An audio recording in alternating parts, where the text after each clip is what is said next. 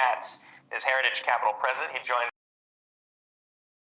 us. One of the highlights, obviously, in 66 pages, it's hard to get into all of it. I'd be curious to get your thoughts on maybe what we're talking there, because, of course, as Keeper noted, defending fossil fuels, you can't just kind of scrap them all. Maybe a lot of investors did that with their portfolios because the energy moves were not necessarily expected by a lot of people out there, but the strongest performer year to date. And financials, too, you heard him talking about fintech coming for their cake. So talk to me about maybe how you would be playing all this space if he, as kind of the face of financials, might be looking to acquire some of these growth names that have expanded into his territory. There is certainly an awful lot to unpack and digest in the 66 pages, as well as just your brief conversation about it. First, big picture, and with all due respect to Mr. Dimon, and JP Morgan's one of our largest holdings, for full disclosure, I never give it too much play, too much worth. It has no worth in our thinking at all. It's nice discussion topics like we would when Warren Buffett comes out with his letter.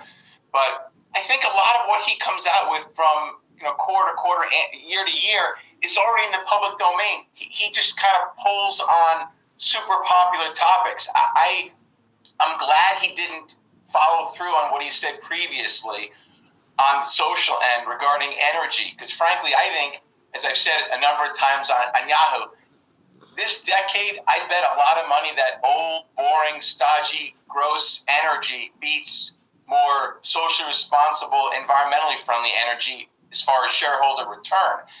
My worry is when people like Jamie Dimon or Larry Fink or anybody else in the banking or the kind of the big corporate space, their job, they have a fiduciary responsibility to shareholders first, not stakeholders, but shareholders. So they're supposed to do what's right to increase the stock price. And I think we're starting to muddy those waters and getting into that gray area where they become so great on their own. God bless, be my guest, but not if you're a shareholder.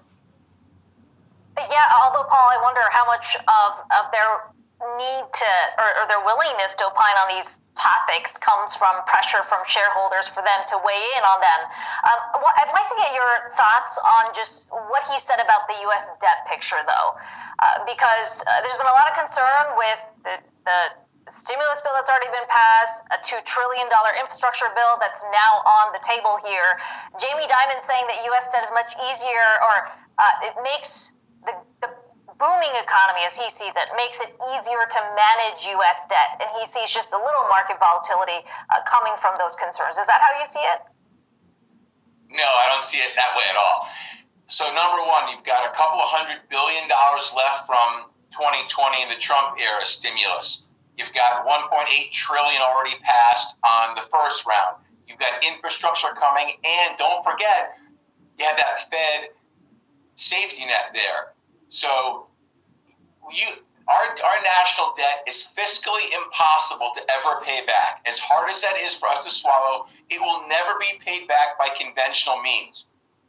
The only saving grace we have is that the U.S. currency is the world's reserve currency. That is the greatest honor and privilege in the history of the earth. When we push the envelope into 27, 28, 30, $35 trillion of national debt, eventually the globe is going to lose faith in our currency, and they will remove the U.S. dollar from world currency reserve status.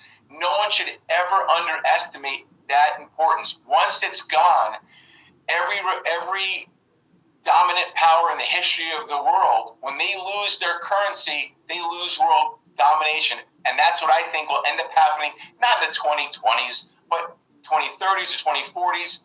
It'll go to a basket. We can't grow our way out of the debt problem. It is fiscally impossible. The economy is great. My 21 forecast was to see an economy that could grow 6 to 8%, but then that escape velocity is going to level out, and we're going to revert back to that very kind of slow, boring growth of 2 to 3%. So, no, we should not be cavalier and complacent about the insane amounts of debt we're taking on.